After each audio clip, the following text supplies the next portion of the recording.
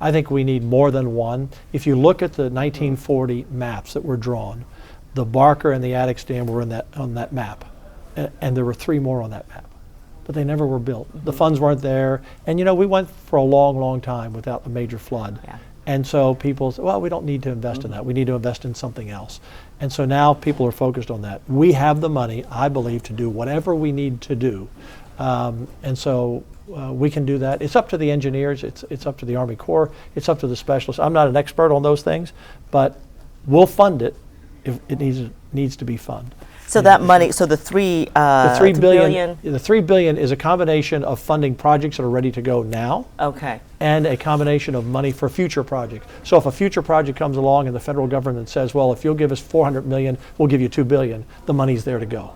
We don't have to go back and get new money. So it's a combination of money now and money for later. All right. And so maybe a 3rd plus 4th reservoir could be a for later project, maybe. Well, if they're ready to go, if the Army Corps says this is where we want one, the money's there to get it done.